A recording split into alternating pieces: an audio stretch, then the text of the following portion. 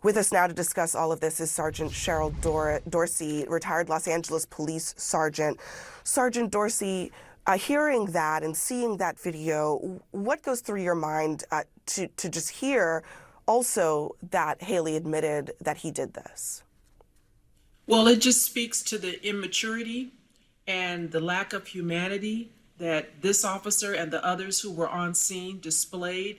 I think it's so important for officers to be psychologically reevaluated on a regular basis. And now I'm going to say, particularly before you unleash, in this case, unsupervised, ill-trained miscreants onto an unsuspecting community, if you're going to put them in a specialized unit where they're going to be out there hunting elephants, then you need to make sure they have the right skill set and temperament.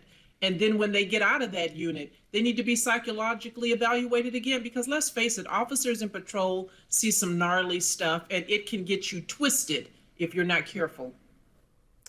And Tyre Nichols' parents attended the State of the Union address last night, and this morning they spoke with CNN's Don Lemon, and they shared their message to Congress. Take a listen.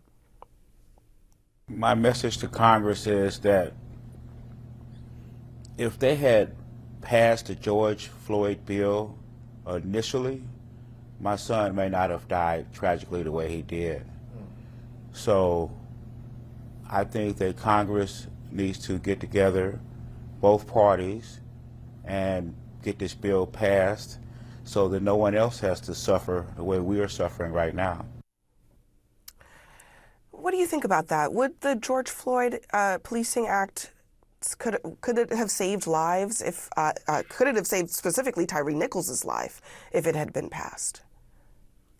It's really unfortunate and almost unconscionable that their handlers and the folks who, are often speaking for them and through them have convinced this family that somehow passing the George Floyd Reform Act would have saved their son's life.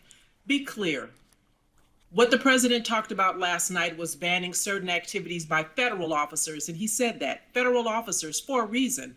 Federal officers did not shoot Breonna Taylor. Federal officers did not murder Tyre Nichols. Federal officers didn't sit on the neck of George Floyd, nor did federal officers choke Eric Garner. And so the problem is local, and it needs to be addressed with mayors who have police chiefs who are looking the other way. Those chiefs serve at the pleasure of those mayors, and that's where change is going to come.